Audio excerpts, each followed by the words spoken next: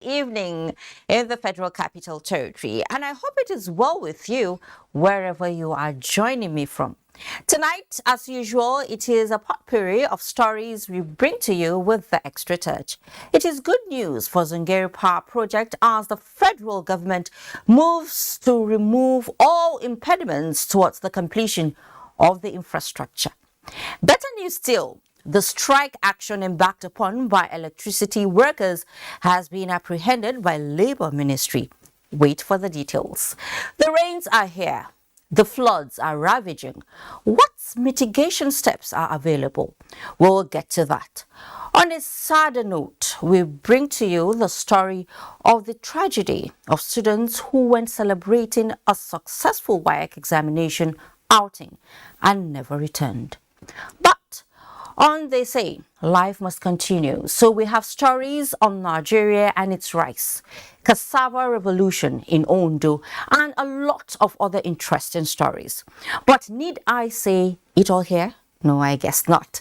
Just stay with me for much more on this edition of News Extra. After all, the taste of the pudding is in the eating. I am Fatima Umar Buba, and joining you to thank Ian Region for holding forth beautifully last week. Tonight, I'm back on the beat and we booga together. Don't forget you can follow this news broadcast live on our website nta.ng/live and all our social media platforms displayed on the screen for updates.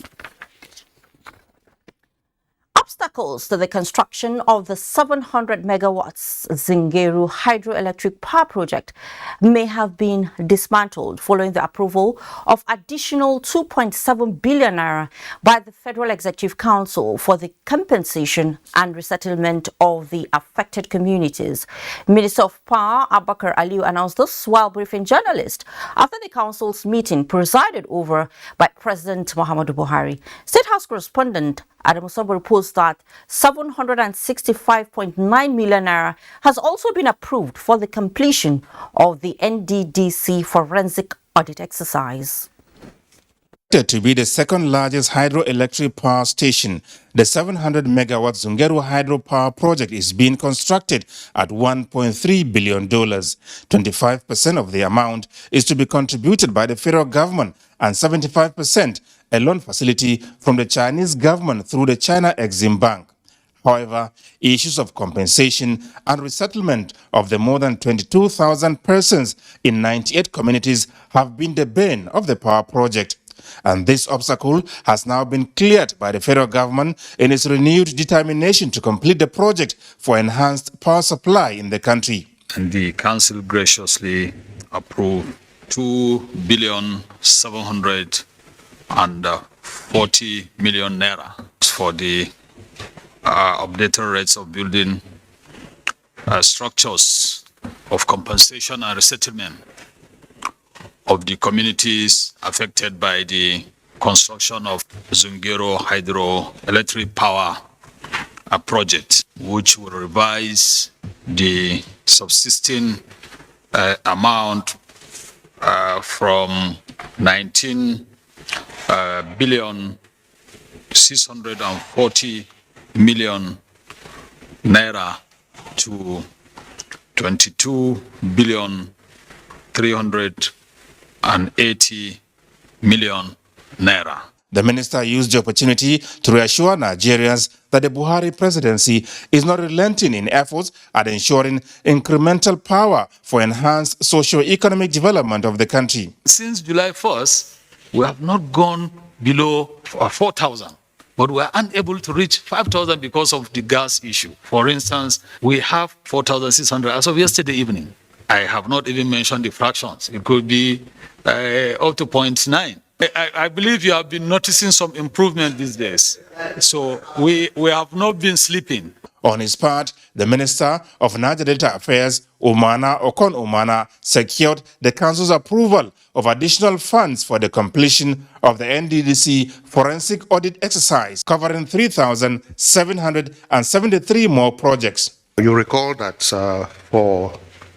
for this exercise, a lead consultant was appointed who had to work with 16 other field auditors. and the initial contract sum, which covered the lead consultants and the field forensic auditors, was 1.786 billion. These auditors had since concluded their work, but in the course of carrying out this work, it was discovered that they had to deal with many more projects than were initially envisaged.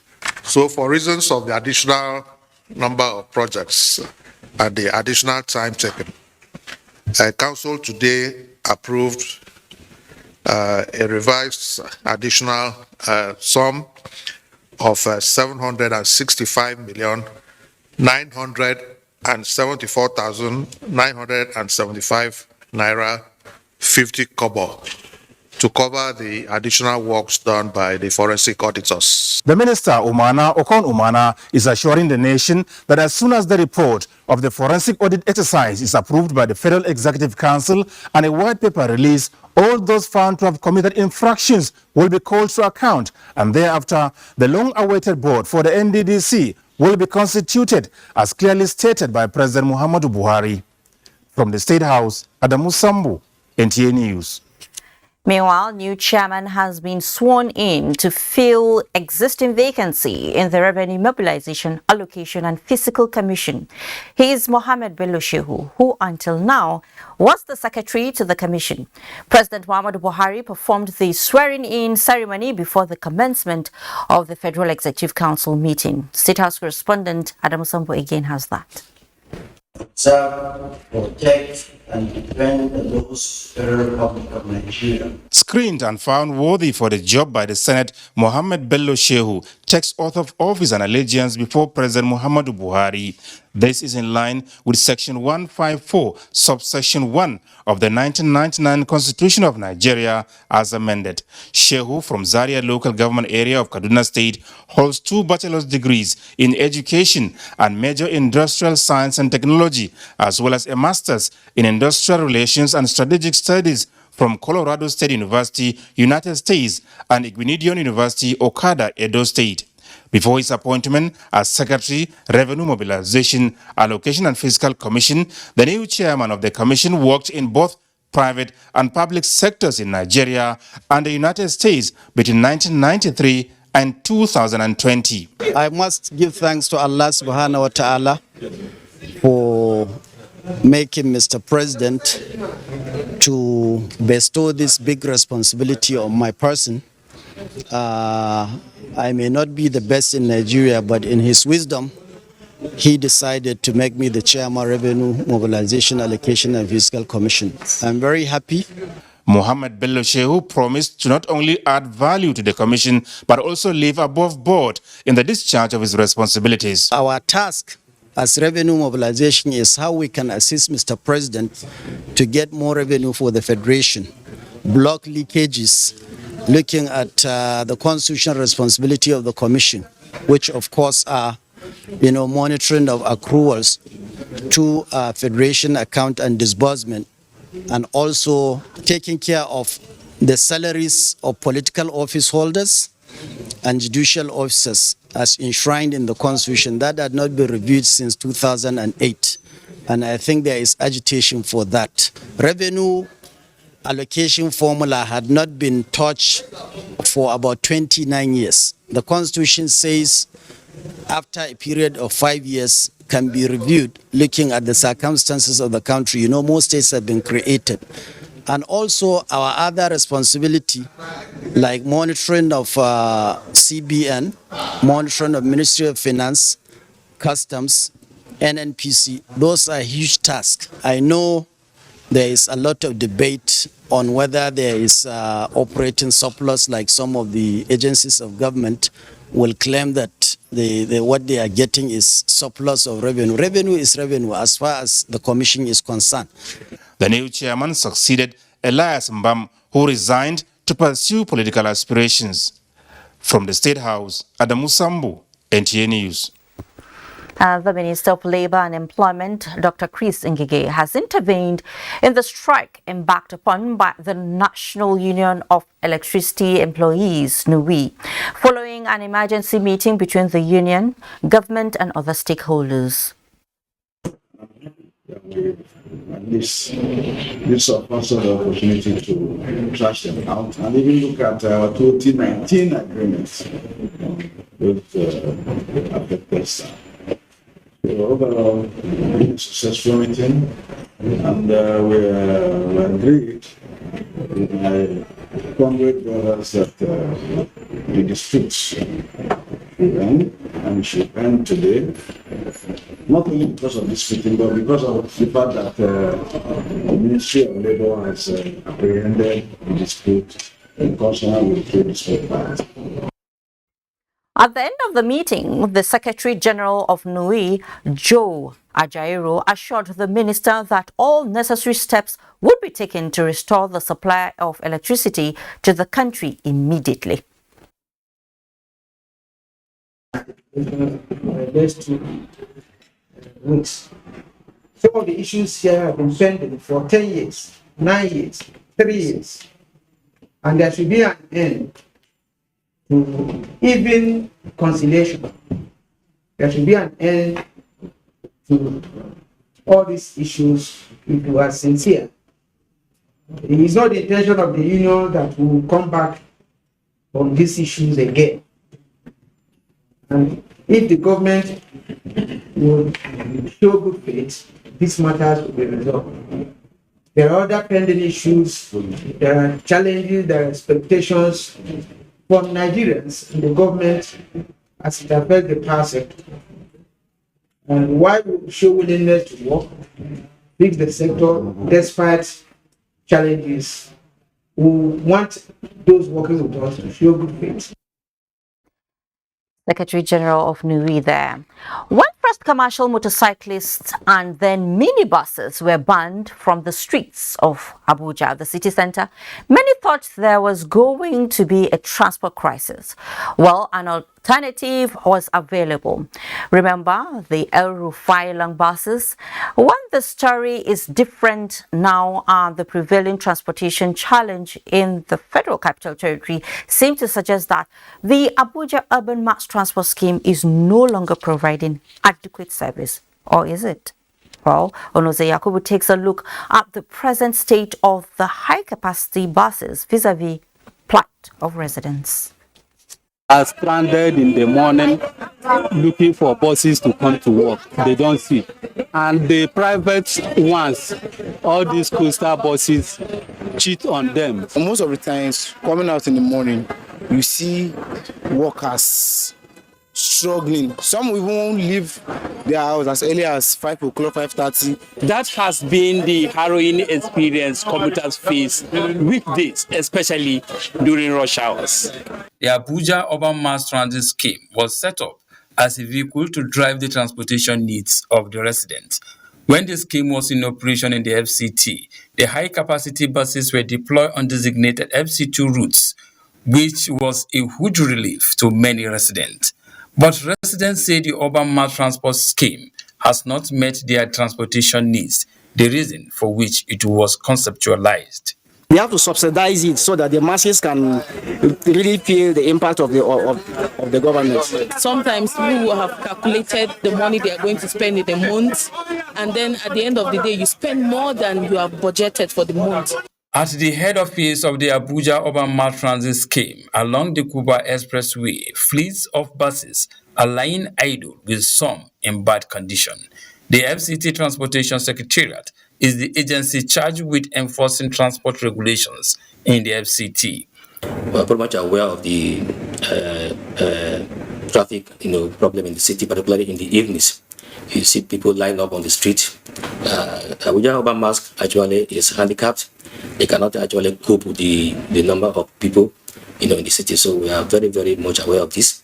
And we're working very hard around the clock to see how we float some of these buses to actually help in the movement of the people. According to a staff who spoke off camera, the failure of the Secretariat to enforce transport regulations undermined the efficiency of the scheme by allowing unfair competition with mostly unregistered operators. Some respondents believe that there are indications that the FCTA may redesign the Abuja urban mass transport scheme to make it more sustainable, as the failure of the urban mass transport scheme has brought untold hardship on many residents of the territory who are forced to wait for long periods to access means of transportation to and fro their various destinations. Onoze Yakubu, NTA News. In another story, the Minister of the Federal Capital Territory, Mohammed Musa Bello, has appealed to the United Nations Foundation to assist in tackling the menace of malaria in the country. The minister made the appeal when he received in audience a delegation from the UN Foundation's Global Immunization on Learning trip to Nigeria. Onoze Yakubu again has the report. Minister Mohammed Musa Bello is soliciting the assistance of the UN Foundation in the deployment of the newly developed malaria vaccine to Nigeria. He appreciates the government and people of the United States of America for their interventions in the fight against diseases like the polio and guinea worm. The minister acknowledges the role played by the Qatar and the Bill and Melinda Gates Foundation, as well as the World Health Organization. When you fight diseases like polio, it's very important to appreciate that all these factors come to play. But I think the most important one is the driving force from the human angle. For instance, from your own country, philanthropists decided to be in the forefront and were able to commit resources. And then, of course, supported by your home governments. The WHO representative Dr. Walter Kazadi Mulumbu says the delegation is in Nigeria to ascertain the impact of the United States' investment in polio eradication in Nigeria, especially that the disease has not been completely eliminated. The trip would like to know how Nigeria has used U.S. government investment in polio, but also to strengthen some of the area like immunization. As you know, on our minister, that there is a new global strategy for polio eradication. The UN Foundation was established as a charitable organization to support the United Nations on disease control and eradication in Nigeria and in sub-Saharan Africa. Onoze Yakubu, NTA News. President Muhammadu Buhari has felicitated with Most Reverend Oliver Ali Abba, the Archbishop of Benue and Prelate-elect of Methodist Church of Nigeria. In a message of congratulations, the president commended the church for its peaceful and transparent biennial conference in Abuja, which led to the emergence of the new leader. The president also salutes the outgoing prelate for his achievement in the spiritual and fiscal growth of the church. As prelate-elect, Oliver Abba assumes office in December 2022. The president wishes him a successful stewardship and asks Nigerians, especially religious leaders, to intensify prayers for the peace and security of the nation. And let's head to Calabar now, where the Chief of the Air Staff, Air Marshal Oladayo Amao, says the Nigerian Air Force will continue to synergize with other security agencies to tackle emerging security challenges within the country, as well as transborder crimes. The Chief of the Air Staff made this known during the groundbreaking ceremony of the Nigerian Air Force Forward Operating Base, Ogaga, Yala local government area of Cross River State. Paul Abel reports. Cross River State is strategically located as it is bounded by South-South, Southeast, North-Central states, as well as shares international border with Cameroon. Groundbreaking by Professor Ben Ayade. This peculiarity is affording the state to release 1,100 hectares of land by the Cross River State government to establish the forward operating base, since the maintenance of peace and security is invaluable for democratic processes, governance, and development to thrive. The Chief of the Air Staff, Air Marshal Oladayo Amau, promises that the base, with other existing military formations, will provide adequate security on that axis of the nation. Incidents do not have come at a better time as we strive to extend the reach of Nigerian efforts for effective employment of air power towards the national of peace.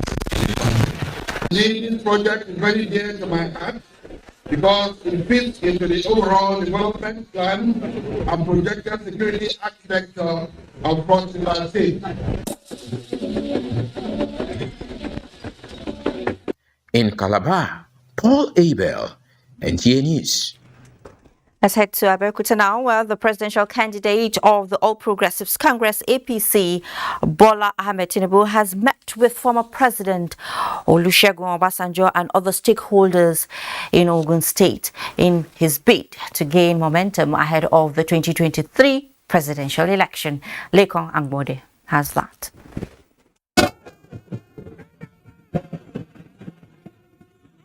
Accompanied by the Speaker, House of Representatives, Femi Gbajabiamila, former EFCC chairman Nuhu Ribadu, among other APC leaders.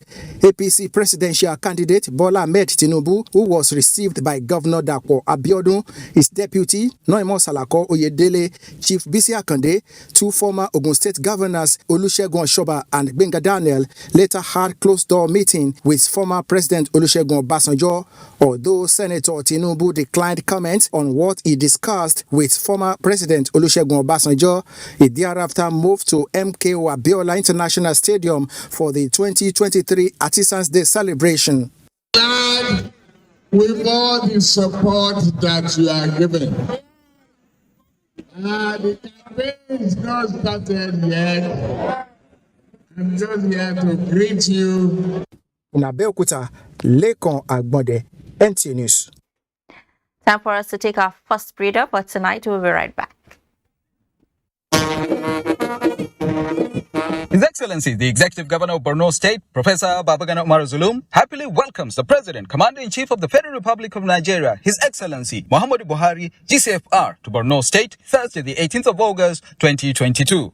Mr. President's visit is to commemorate the 2022 World Humanitarian Day by unveiling humanitarian support to thousands of displaced families and other vulnerable persons in Borno State. President Buhari will, during the visit, commission 500 resettlement houses in Mole, which are part of the ongoing 10,000 resettlement houses approved for Borno State by the President, with more than 6,000 of the houses so far completed. Mr. President will also commission 24 flats within 6 duplexes at a new teachers' village. The village, dedicated to school teachers, is one of over 600 capital projects executed in the 3 years of the Zulum administration. Mr. President, sir, the good people of Borno State are always honored and excited to host you. Welcome to Borno State. Wishe Kunshero, Marhaba, Barkadazua, Honorable Babakura Abajato, Commissioner for Home Affairs, Information and Culture, and Chairman, Publicity Subcommittee, Announcer.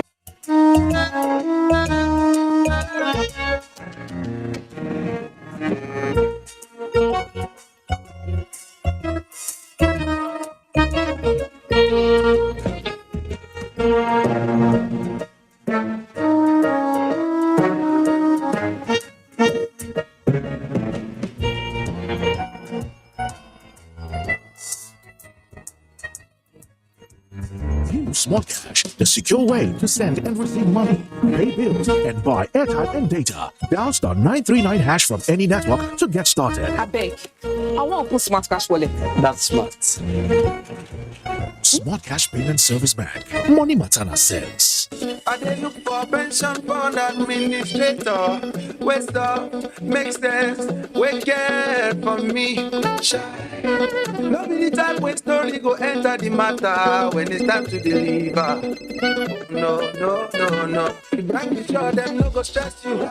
Call them that they accessible. Customer care where they on point. No go regret what you try up. Cause profitable investment. Everything just a blend. Make you choose premium pension today. Make that switch to premium pension. Premium pension. Make that switch to premium pension. Join over 700,000 satisfied members and enjoy the premium experience at our offices across the 36 states in Nigeria, including the FCT. Call 094615-700-704 to make the switch today. Premium pension. Active today, premium tomorrow.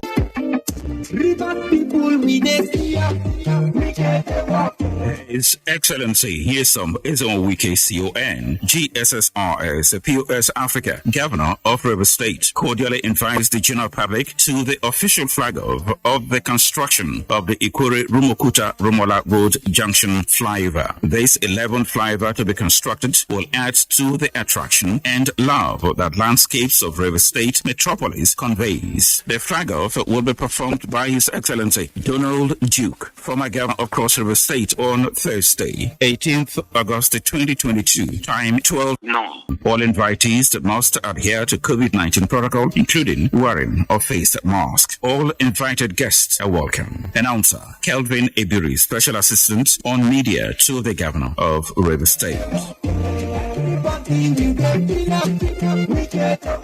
Initiative Against Addiction and Substance Abuse in Nigeria, IAFAN, in partnership with National Drug Law Enforcement Agency, NDLEA, presents a one-day awareness conference. Theme: Drug and Substance Abuse, the effect on mental health and national security. Host: His Royal Highness Alhaji Dr. Yahaya Abubakar, CFR Etunupe Chairman, BOT IAFAN. Special guests of honor: His Excellency Professor Yemi Oshibajo, Vice President, Federal Republic of Nigeria. Chairman of the occasion, Brigadier General Buba Marwa retired. Chairman, National Drug Law Enforcement Agency. Royal Father of the Day, His Royal Majesty King Dr. Edmund M. Dalkaro. Mother of the Day, Her Excellency Ambassador Dr. Olufolake Abdurazak, First Lady of Kwara State. Date: Thursday, 18th August 2022. Venue: Nigerian Army Resource Center, Asokoro, Abuja. Time 10 a.m. prompt. For participation and sponsorship, contact 0811-922-2221. Come, let's tame the tide of drug and substance abuse in Nigeria. Announcer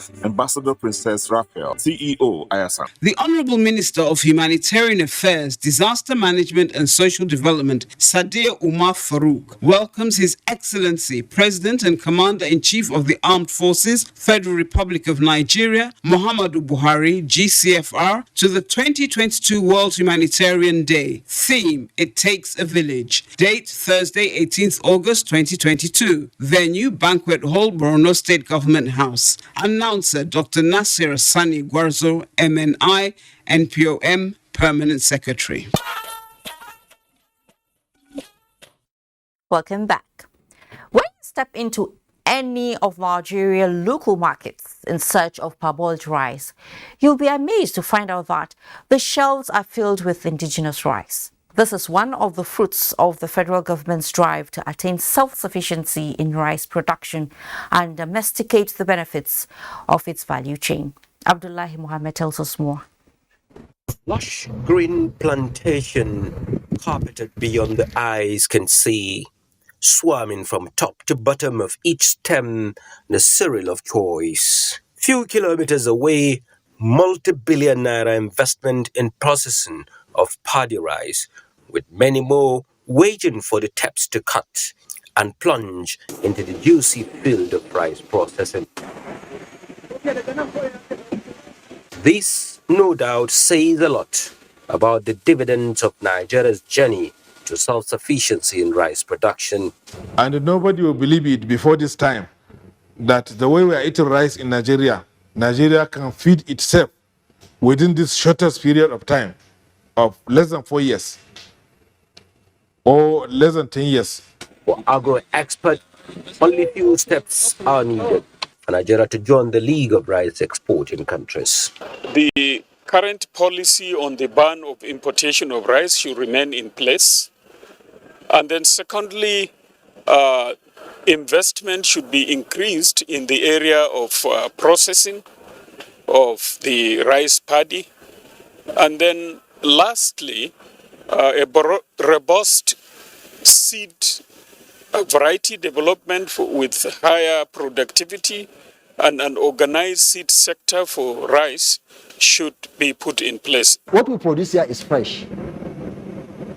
the so-called Thailand rice that comes. I can tell you now, if they are to cook the Thailand rice and bring to you now and cook Gerawa rice, when you eat, you tell me the difference, because this is so fresh and the aroma is just more appealing than that one. So when you take it outside, it's just a matter of testing. It is only in major markets like this one that you will appreciate the quantum of progress that Nigeria has made in terms of becoming self-sufficient in rice production. The local rice dealers have their shops and storages to the brim with proudly Nigerian rice with smiling turnovers. We are thankful to God because farmers are planting the rice and the markets are getting the supplies, but the rice is becoming more expensive, which is a major challenge. But the kings in the rice value chain are made on the farms. Here, the hands that dips into the wetlands nurtures the precious cereal, and the reward is immeasurable.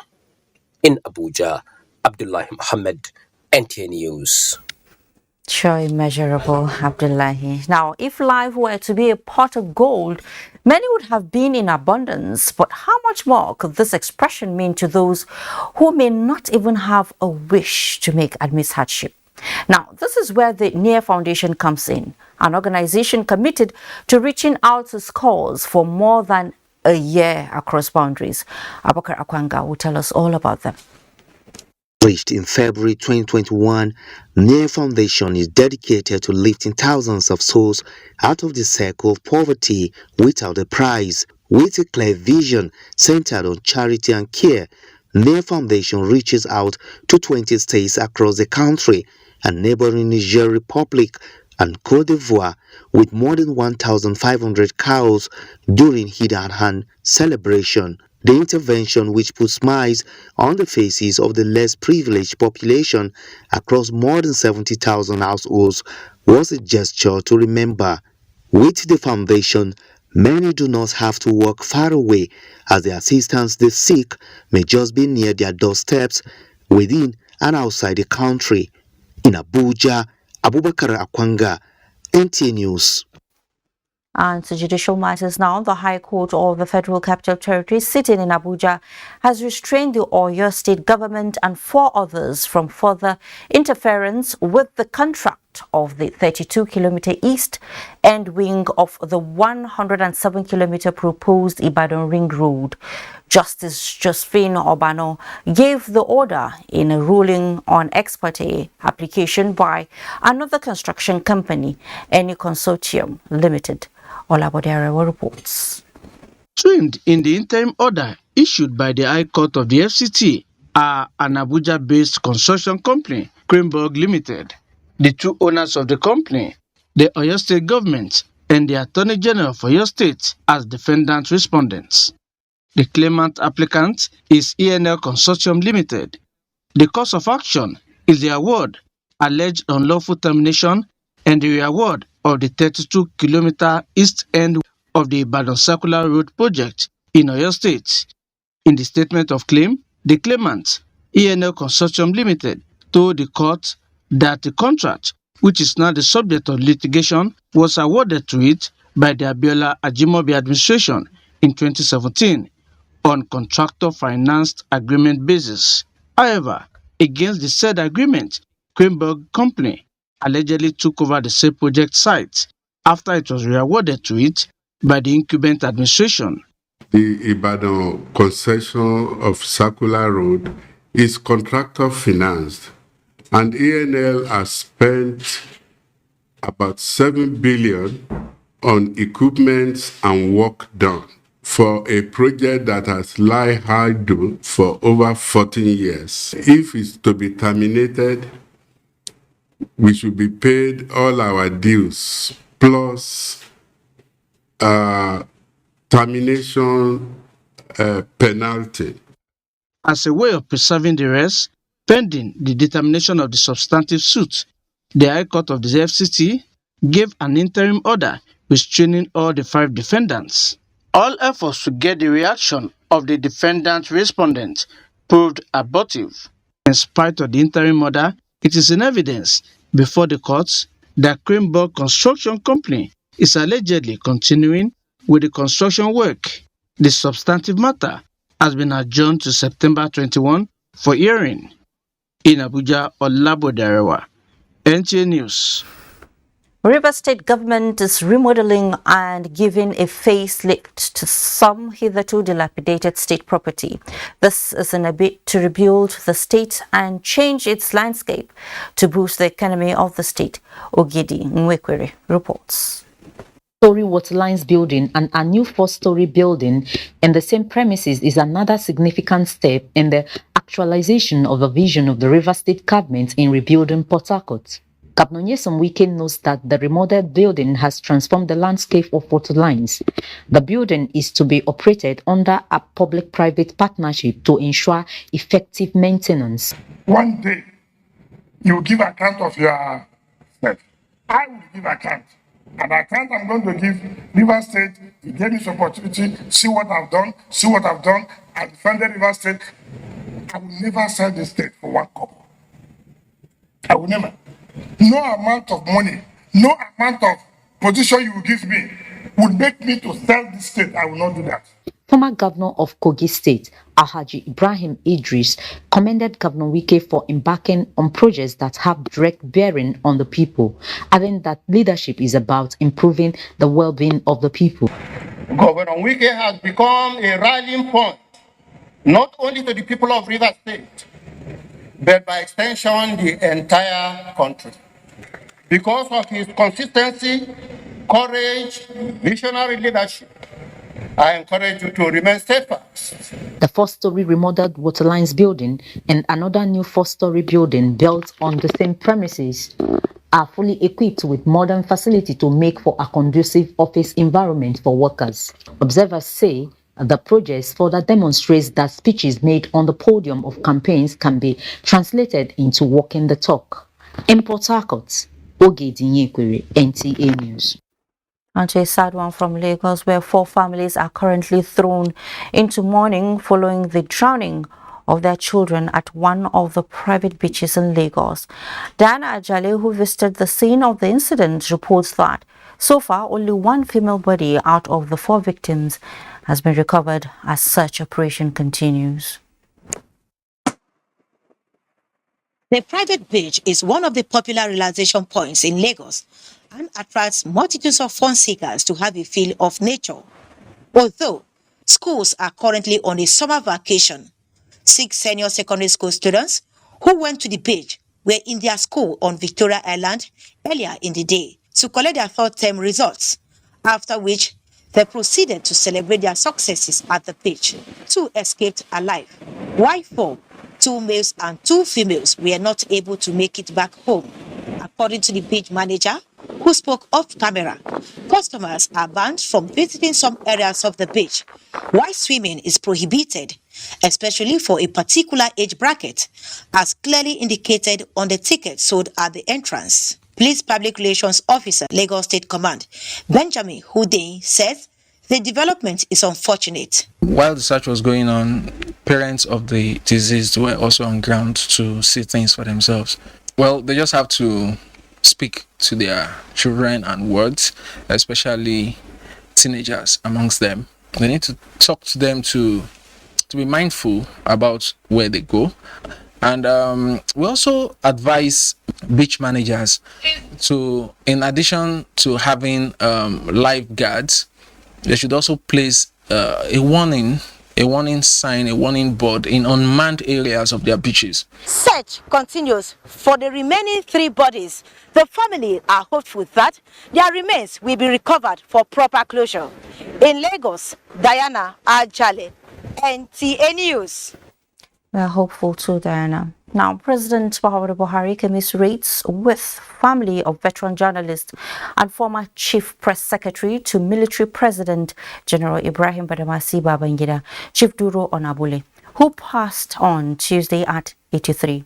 The president knows the commendable contributions of the respected journalist to development of Nigeria, especially his role in stimulating robust debates with insightful articles while working variously as editor of National Concord and Chairman Board of Directors of the Nigerian Television Authority, the NTA. President Buhari condoled with the former military leader, the Nigerian Union of Journalists, and the Nigerian Guild of Editors over the sad loss. And former military president, General Ibrahim Babangida, says he received with profound sorrow the news of his former advisor, Chief Duro Onabule, who passed away this Tuesday at the age of 83. General Ibrahim Badamasi Babangida, in a statement he personally signed, refers to the deceased as his elder brother, stating that for 8 years, the highly accomplished journalist and man of letters stood by him as he tried to re-engineer the country, describing late Onabule as an intelligent, patriotic Nigerian with absolute fidelity to the unity of the nation. The former military leader says he remembers the deceased loyalty and support even long after they both left office, adding that he was happy to see that after over 50 years of journalism practice, Onabule continued to sparkle as a public analyst, columnist, and chairman of the board of directors of the Nigerian Television Authority. It was a great shock that the management and staff of the Nigerian Television Authority received the news of the passing away of the immediate past chairman of NTA board, Chief Duro Onabule, this Tuesday, 17th of August 2022, at the age of 83. The acting director general, Abdul Hamid Saliu Dembos, in a statement noted the successes recorded by the NTA under the leadership of the late media expert in policies, content facilities and manpower development.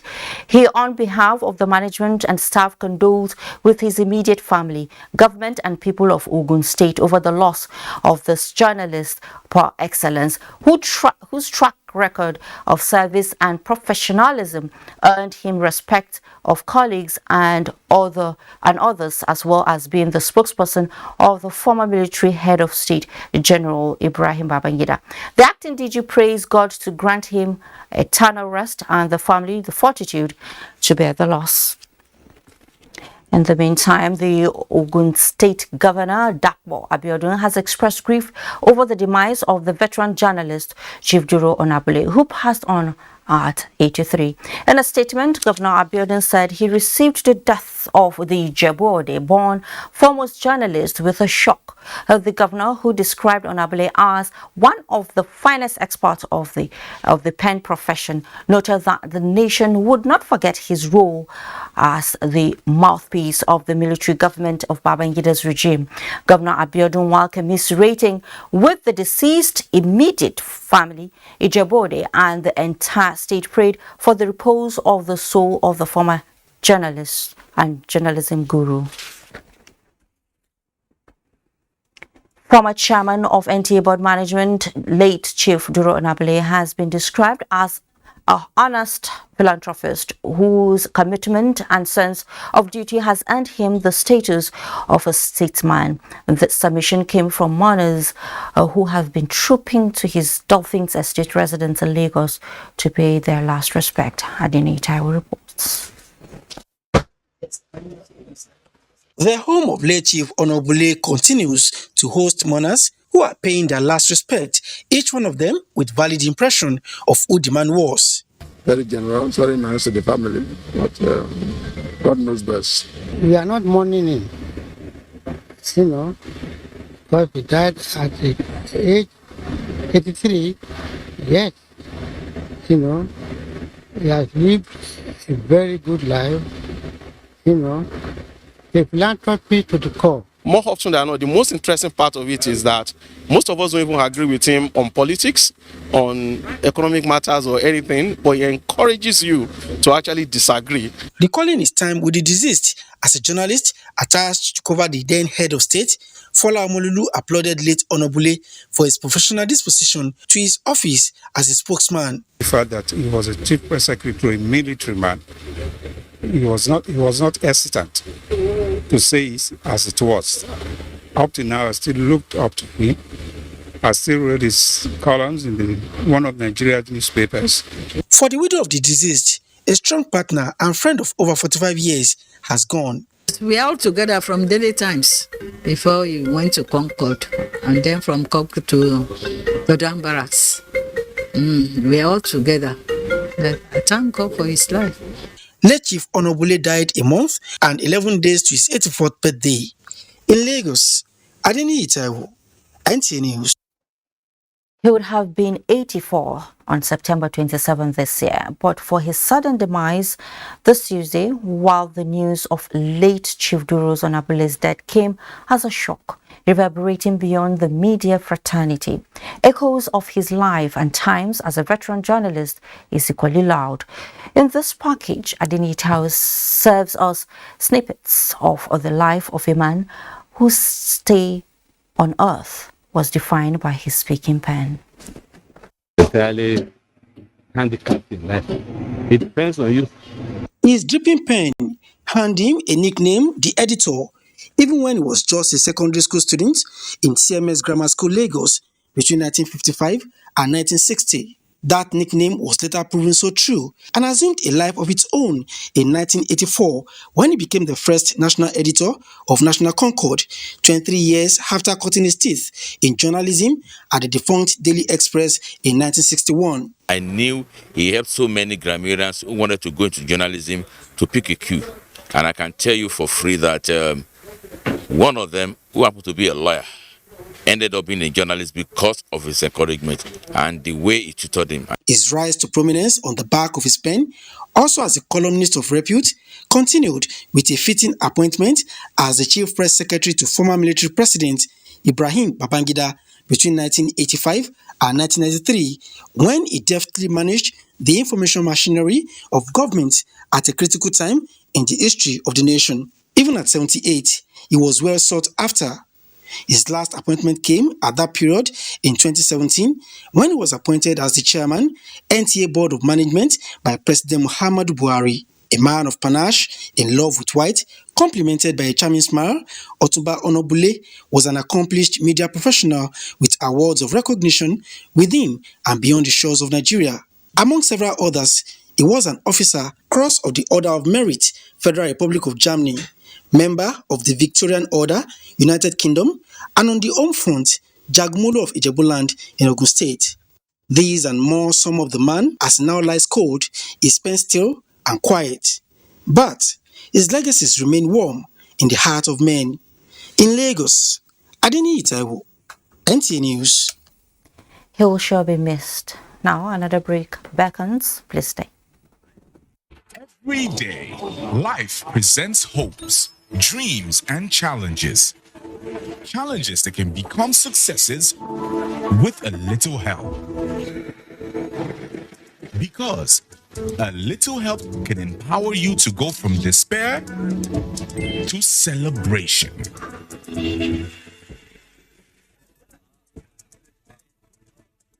A little help can keep you going until the race is won. A little help can turn bundles of anxiety into a bundle of joy. And with Glow Data, you get much more than just a little help. You get the biggest data deals in town to make every day glow with small wins and big wins. Dial *777# to select your Glow Data plan. It pain me. It depend you. It depend us. It depend everybody. Yes. But what? Bloodshed, scatter, come out. It no go suffer. This one they talk and make them go if they want go. This one they talk, we go come out, we go. This one say, make we scatter, make we burn, make we do everything. When you scatter finish, where you go? Okay, you go take private jet, carry your family go. But make I ask you, what about your uncle, mama, auntie, brother, sister? What about them? Remember, who throws stone for market? You don't know whether the stone go touch your own person. If the two will go come out from your mouth, you no go fit gather us together as one people. Shut up with please. War no get friend. You don't know language, you don't know anything. So if our we get too much, make we sit down at the table of dialogue. Nigeria na my own, Nigeria na your own, Nigeria na our own. Make we come together and keep them together.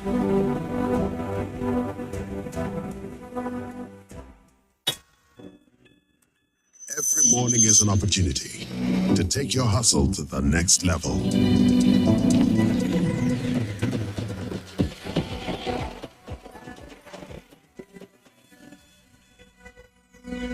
Every morning is one day closer to your mission.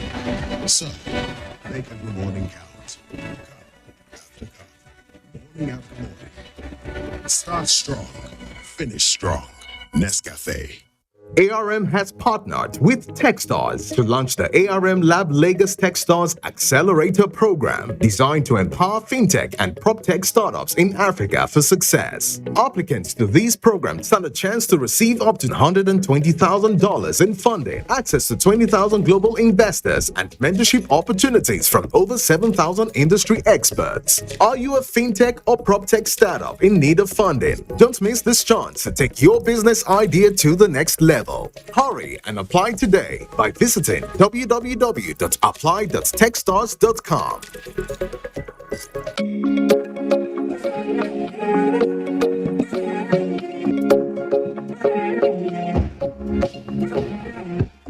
Fighter from Niger, 60 years of comfort.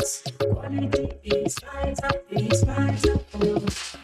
Quality is fighter, fighter for sure. Thank you for all the joy, memories of comfort. Vitafoam is proudly Nigerian and constantly support Nigerians with consistent quality products for comfort and well-being. With Vitafoam, you don't just sleep. We give you the comfort that gets you recharged. Vitafoam, the fine art of living.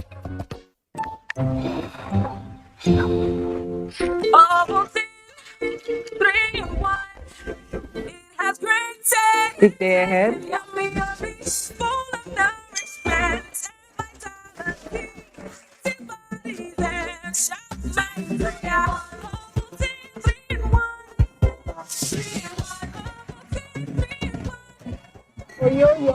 New Ovaltine 3-in-1. Smart choice for smart kids. Does your toothpaste give you complete fresh protection? New Close-Up Toothpaste Complete Fresh Protection takes care of your 5 important oral care needs. It gives you strong teeth, prevents tooth holes, cleans deeply, fights bacteria, and gives you fresh breath. Complete fresh protection from Close-Up.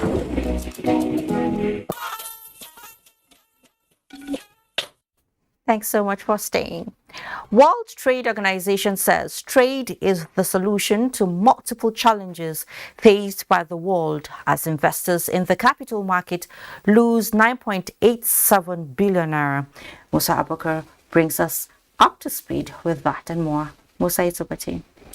Thank you, Fatima. Let's begin with trade and food policy outlook. The World Trade Organization, WTO, says trade is part of the solution to multiple problems of food and energy crisis the world is facing. The WTO chief Ngozi Okonjo-Iweala stated this at a press conference on trade and food outlook in Davos.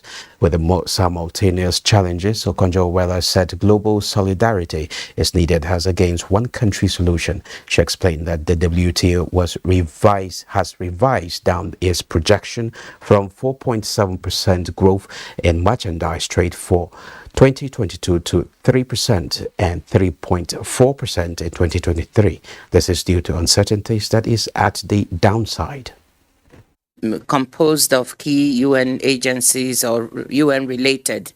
WTO is part of it to look at the food, the energy and finance aspects of this crisis. And part of what it's looking at is these issues of creating safe corridors and looking at alternative means of evacuating Ukrainian grain. What can we do now in the short term? Well, one thing is to make sure that we strengthen the last safety net that we have out there, and that's the World Food Program. They are $10 billion short of funding. So that is one area where private individuals, wealthy individuals in particular, corporations and governments can do something to make sure that that funding gap is bridged. North energy oil climbed about $2 after hitting a 6-month low earlier on Wednesday as U.S. government data showed a much larger than expected draw in crude inventories. CNBC reports that Brent crude rose 1.8% to $94.07 per barrel after falling to its lowest since February at $91.51 earlier in the session. U.S. West Texas Intermediate crude rose 2.3% to $88.46. Wednesday, the NGX equities market closed on a negative note in midterm trade. The NGX all-share index depreciated by 0.04% at 48,691.17 basis points on Wednesday. 128 million volume of shares exchanged hands by investors on the floor of the exchange valued at 4.1 billion naira in 3,492 deals. FBN Holdings, Zenith Bank and UBA were the top traders in terms of volume. That's business news. Fatima, it's over to you now. Oh, thank you so much, Musa. Now, the Nigerian telecommunications industry has come a long way, contributing about 12% to the nation's GDP. Mobile phone subscribers stand at 195.4 million. Broadband penetration is at 44.3%, with more than 84 million people subscribing to the internet. But some subscribers are not smiling. The reason is due to not so good experiences they encounter regularly. Chidima NDDC brings us the details. Phone brings so many possibilities in today's world. Global interconnectivity, just one. Some even call it a life changer due to its multi-purpose use across all aspects of human activities. With a click or two, one can most times instantly communicate with relatives, friends, business partners, and co-workers despite the distance. Nigeria is one of the countries in Africa with lowest call and data rates, going by Statistars records. These gains notwithstanding, it's two sides of a coin for some mobile phone users who hardly have jolly experiences. Especially when I don't have enough units. I'm making important calls, suddenly the team will just drop and it should be reading. The money that is left will be counting. And after that, there is no compensation. You will call, and at the end of the day, you will cut, it will continue going. You buy the data, 15 come up. The data are finished. Even if I call network provider, they will tell you, sorry ma, that is the end. And nobody will refund the money. What could be responsible for these outcomes?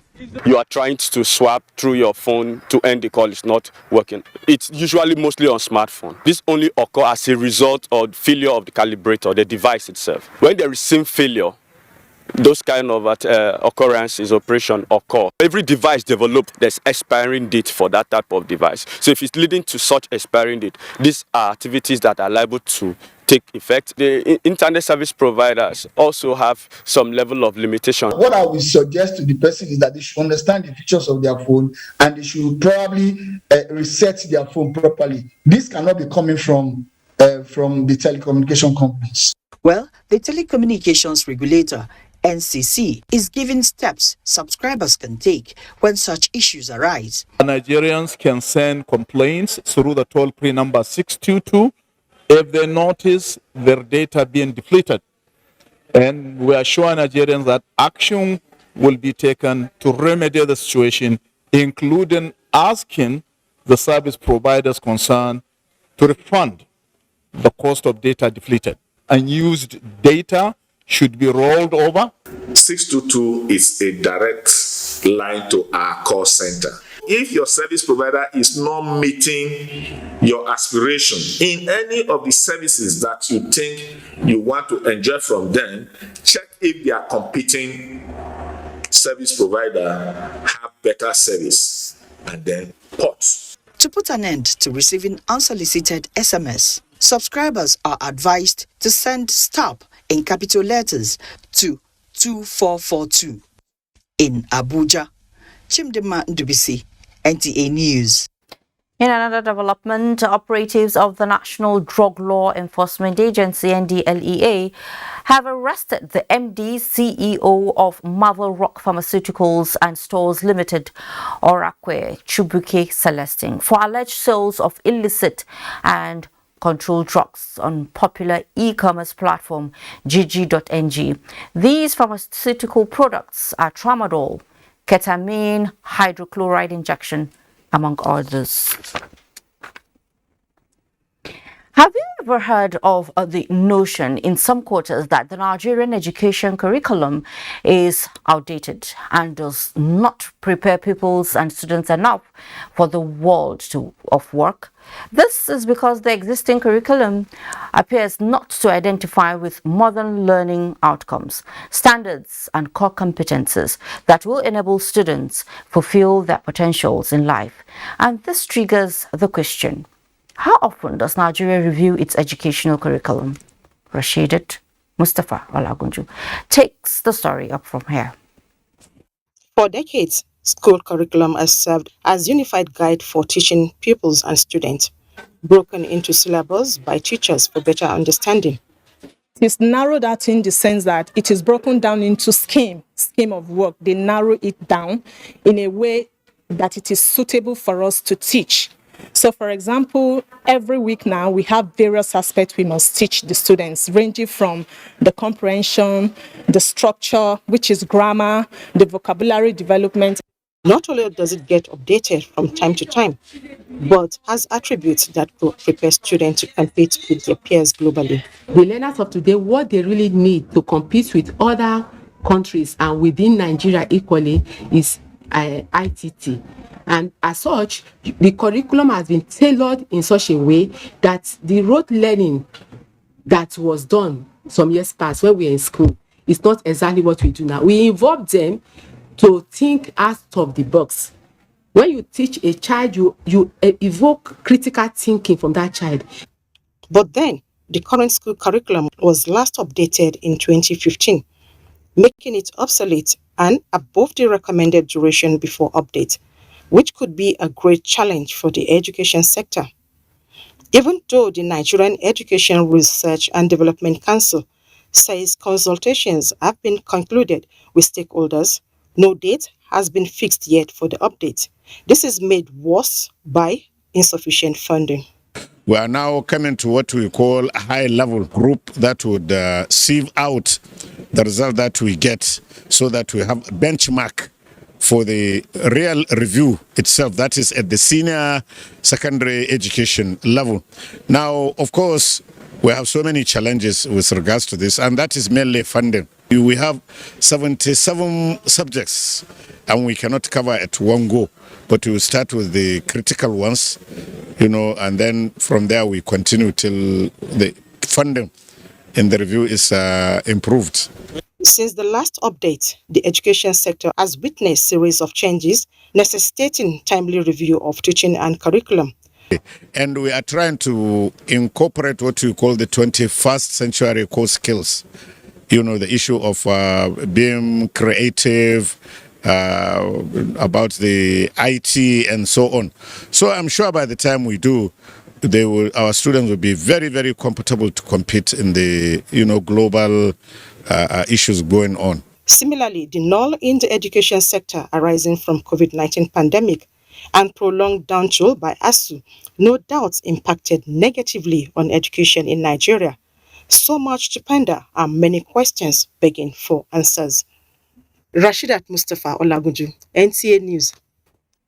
And the head of the Civil Service of the Federation, Dr. Folashade Yemiasan, has urged permanent secretaries to prioritize training and retraining of civil servants in their ministries, extra-ministerial departments and agencies on information and communication technology in order to speed up the implementation of the ongoing digitization process.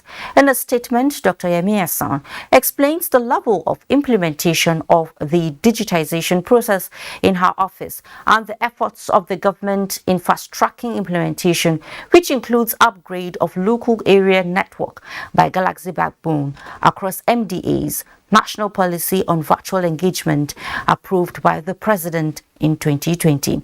The head of the Civil Service of the Federation says the implementation of the digitization process has been decentralized to be driven by the permanent secretaries in their respective MDAs, with priority placed on budgeting and adequate staff training. She also advised on alternative source of funding other than the annual budget. And in Osogbo, it's another exciting moment in commemoration of the annual Osun Festival, as the Nigerian brewery brings to Osogbo Osun populist Goldberg Night Groove. Joshua Ogunjide reports Ace Fuji artist Abbas Akande, popularly called Obesere, performed to get guests into the groove. Osogbo Festival, which dates back to over 600 years, climaxed with the annual sacrifice to the river goddess, as worshippers home and abroad as well as Osun residents converged on the Osogbo Groove. Goldberg Lager beer, known for its propagation of Omoluabi ethos and true to its long-standing sponsorship of customs and tradition in Nigeria, brought goodies to Osogbo to support the annual festival, not only with worshippers of the goddess, but the entire residents. We are here to also showcase that we are part of the culture in everything. And we've gone to the group and everything. We see the king, and this is the celebration part. For other brands, they are all good, fantastic brands from Nigerian brewery. But for the Omoluabi in the southwest side, Goldberg is number one. In spite of the coronavirus pandemic, which prevented the annual festivity from being held previous years, the gathering afforded fun seekers an avenue to meet with friends and loved ones. We thank God now that the car night is now open. They used to do it once in a year, like this, so we're enjoying it tonight. We are having fun, at least something that should be encouraged, that should be done once in a while. The arrival of the Ace Fuji artist Obesere at the Star Arena brought an unforgettable sensation to the floor. It was time for the raffle draw. Ticket number 0025858. On our table, we win rice and Indomie. Thanks to Nigerian brewery, because I didn't even know they will even pick our tickets. All the way from Lagos, I came down here to celebrate Osogbo with Goldberg, and I'm happy to be here. With the amusement here, even the Osogbo goddess will be more than elated with the groove happening in her honor at Ogolua axis of the state capital. In Osogbo, Joshua Ogunjide, NTA News. Over the years, Nigeria has experienced flooding in different dimensions, and this year's conversation is building up with recent indices that leave a better taste of affected communities. Guests on Good Morning Nigeria are making recommendations on taking structural and non-structural measures, establishment of strong and functional disaster management agencies at the state and local government levels to mitigate flooding in Nigeria. Thomas Obetere reports. Incidents where countless of property, including human lives, are lost to flooding, in spite of the Nigerian Meteorological Agency early warnings and prediction, is heartbreaking. A situation guest on Good Morning Nigeria attributed to factors like erection of illegal structures in waterway, lack of political will at the state and local government levels, lack of social inclusion at the grassroots, as well as indiscriminate dumping of refuse. For us as an agency, we look forward to seeing our prediction being translated into action at the state levels where these events occur. For now, we are still moving, we are still expecting river flooding, rivers Niger and Benue. We don't know what is going to happen before the end of this August, and September is the peak, actually. We shouldn't allow the environment to be taken over by the negativities of the climate change.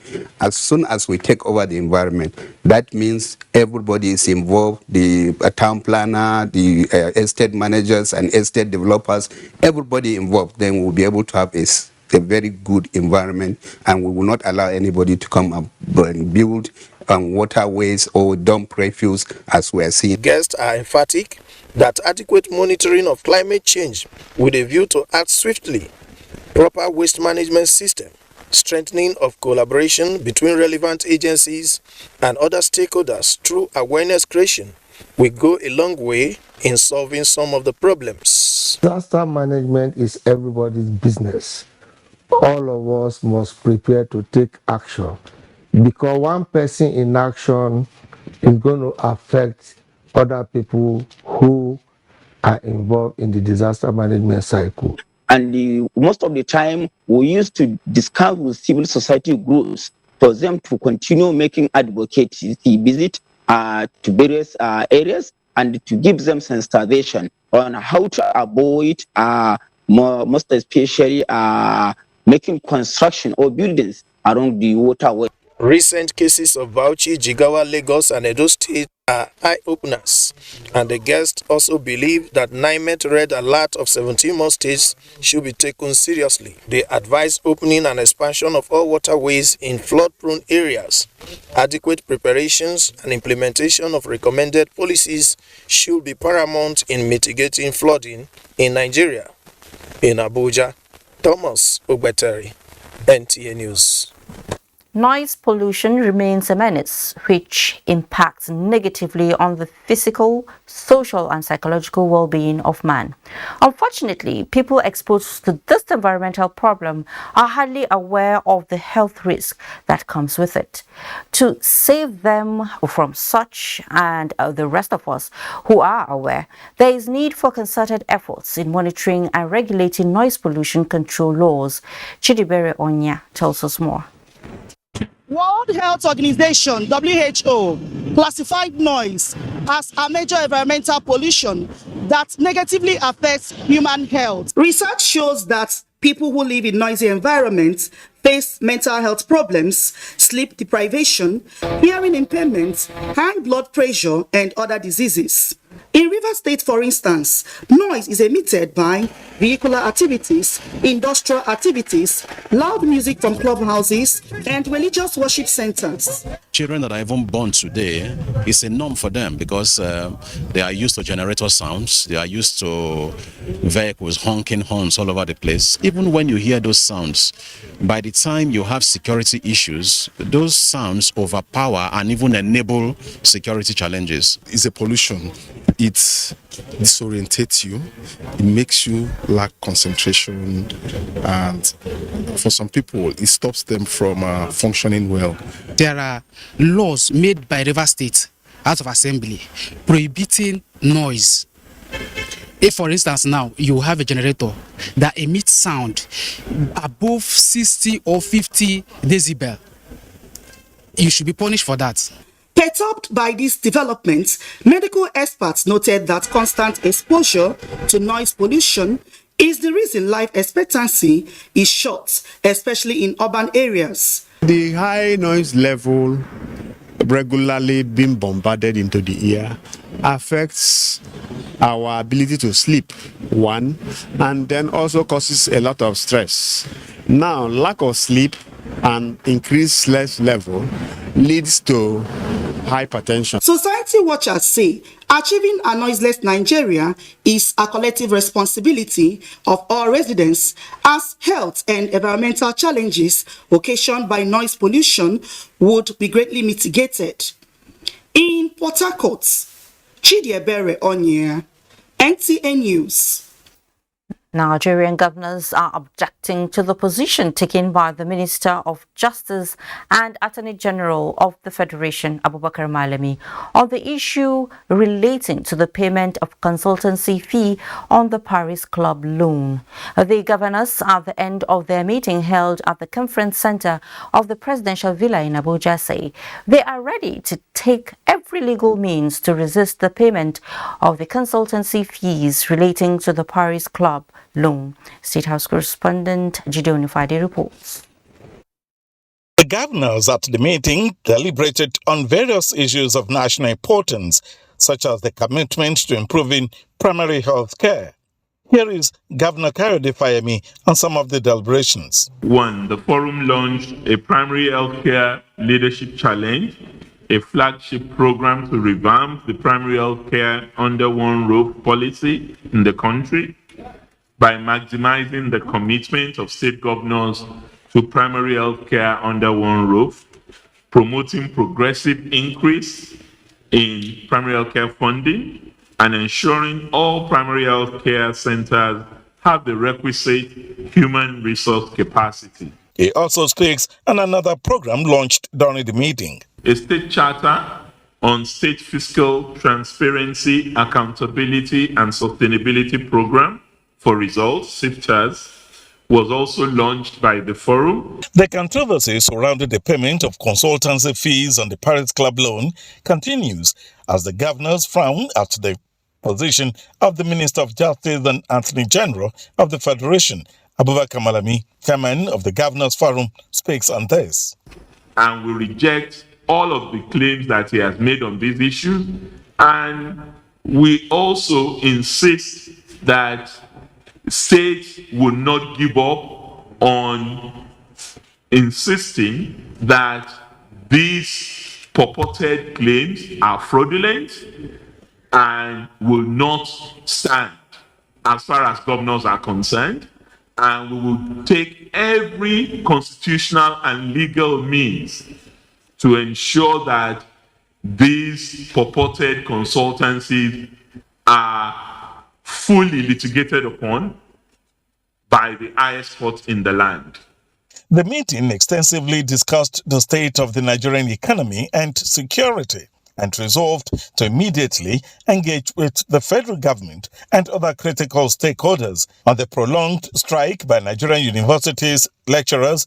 The forum encourages the federal government and the Academic Staff Union of Universities to find meaningful resolutions to the lingering impasse. From the banquet hall of the State House, Jide Onifade, NTA News. Thank you so much, Jide. Now, security related reports when we return from the break we are about to take. Please stay. Like to eat better, more nutritious meals, more veggies, but we want it tasty and easy too. No cubes, that's the secret. Made with real ingredients like chicken, parsley, and garlic, and enriched with iron, so your meals are better for you and more delicious too. That's the cocoa. Let's give it some accolades. Change your world by changing what's on your plate. Nigeria Gulf Federation announces its first Nigeria Gulf Federation Summit. This summit will discuss salient topical issues that relate to the development and upliftment of Gulf in Nigeria. Chairman General IBM Haruna, special guest of honor, Honorable Minister of Sports, Mr. Sunday Dare, convener Otumba Olusegun Rushewe, OON, President Nigeria Gulf Federation, date 31st August to 2nd September 2022. Venue Ladikwali Hall, Sheraton Hotel and Towers, Abuja. Time 10 a.m. prompt. This event is supported by Polaris Bank, Nigerian Television Authority NTA, Africa Independent Television AIT, Gulf Garden, Anchor Insurance, and Royal Ceramics. Otumba Olusegun Rushewe, OON, President Nigeria Gulf Federation, announcer.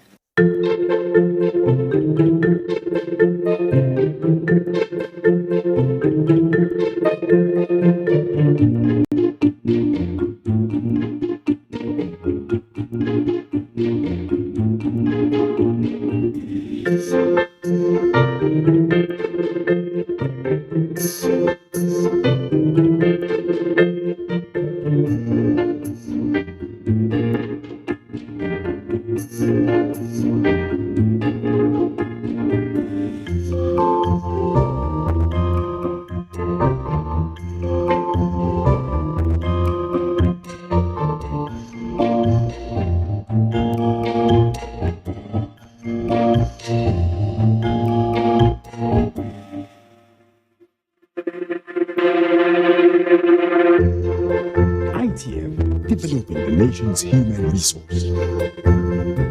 Music is fuel that fires up our souls. Today, African music has a dominant place on the world map. This massive music movement creating waves across the globe. I have seen the evolution and the growth of this industry. But every movement starts with a story. And the best place to start any story is at the very beginning. There's a primordial energy that can only have come from Africa. The The SKM Kafan announced the passing onto glory of our beloved matriarch, Maria Lami Mka, born Huli, from May 4th, 1932 to August 3rd, 2022. She was aged 90 years. Funeral arrangement: Thursday, August 18, 2022. Service of songs. Venue: St. Piran's Anglican Church, GRA, Jot. Time 4 p.m. Friday, August 19, 2022. Funeral service. Venue: St. Piran's Anglican Church, GRA, Jot. Time 10 a.m. Interment follows immediately after at the family residence at 15 Naragata Avenue, GRA, Jot. Those who walk uprightly enter into peace. The find rest as they lie in death. Ambassador James G. Nka for the feel at home in this.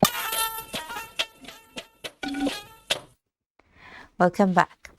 Spate of insecurity in parts of the country has kept government and relevant agencies on their toes seeking solutions.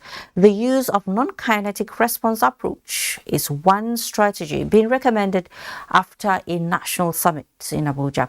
Kenneth Nanim reports that collaborative agencies are the instance of the National Orientation Agency, NOA, put in perspective recommendations of the summit for adoption. Insurgency, banditry, kidnapping, armed robbery, pipeline vandalism, and crude oil theft pose security threats in parts of the country, and security agencies are expected to deploy kinetic means to contain all of these to guarantee a safe and peaceful environment for development. Both recommendations at the National Summit on Non-Kinetic Response to Insecurity held December 2021 suggested a non-kinetic approach which does not require shooting of bullets, but galvanizes action through inclusive interagency collaboration. To win so many battles is not the function of the military, but it's the function of every citizen. That is the non-kinetic aspect. To mainstream all of these, every speaker is dropping a point into the pool of ideas on the way to go. The Nigerian Navy wishes to assure and emphasize that in our operations we will continue to abide by our time-honored rules of engagement. We will also strengthen relationships with communities and indeed respect the rights of our brothers and sisters. There are all these principles, these strategies, this framework, but the lack of it is the harmonization, the cooperation, and the coordination. That's what I want us to emphatically stress. These ideas, they are sure, will translate into a step-by-step strategy for implementation. It must be civil-military relations anchored, must be community-based, community-owned, community-driven, supported by government, non-governmental organizations, civil society organizations, the media. While citizens are waiting to see more improvement on the security situation, the gatekeeping process to achieve the initiative also lies in their hands. Kenneth Nanim, NTA News. Community texts in the ECOWAS sub-region are designed to promote peace, security and good governance, but implementation by member states is still poor. ECOWAS Parliament delocalized meeting in Banjul. The Gambia is therefore seeking solutions to this challenge. On Ngepa MPs has that. Provision of community texts by ECOWAS is said to be a major achievement for regional political development. Yet, West African countries continue to suffer from an onslaught of political instability, conflict, terrorism, and low cross-border economic development. This meeting of the ECOWAS Parliament Joint Committee on Political Affairs, Peace and Security, Legal Affairs and Human Rights, as well as that of Social Affairs, Gender and Women Empowerment, seeks to promote increased political will by member states to domesticate and implement community texts designed to address common regional challenges and strengthen good governance. Member states must now give full support to the domestication and implementation of all legal instruments relative to the free movement of persons, goods, and services, as well as Other protocols aim at hinking the great people of ECOWAS closer to the ideals of political peace, social progress, and economic affluence. Conflict prevention mechanisms have been established which provide useful insight into potential crises.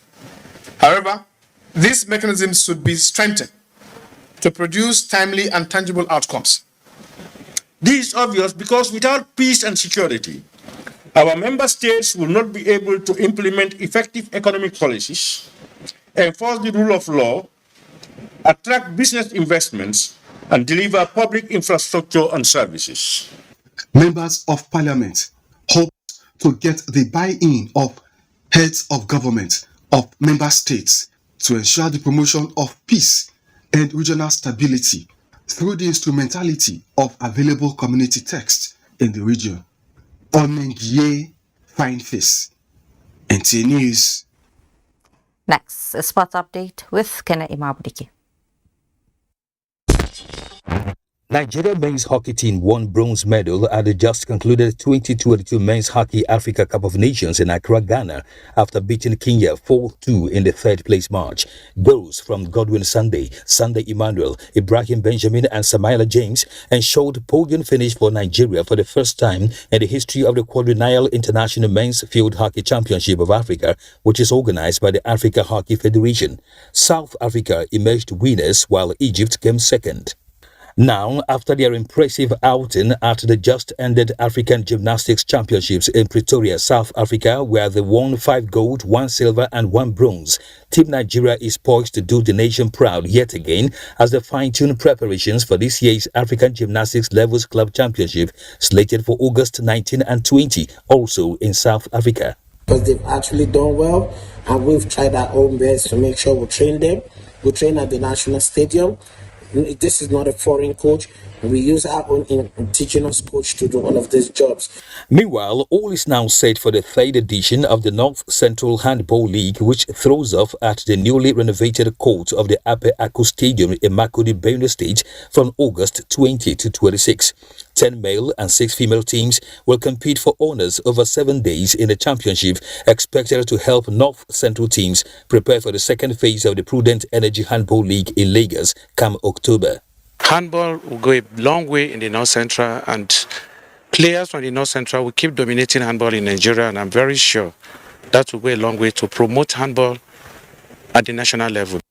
Safety shooters and safety babes, both of Abuja, are the defending champions of the league. That's Sports Update. I am Kena Imabudiki, NTA News. And with that, we conclude this Extra Fortunate. Thank you so much for watching. I am Fatima Umar Buba. Please stay safe.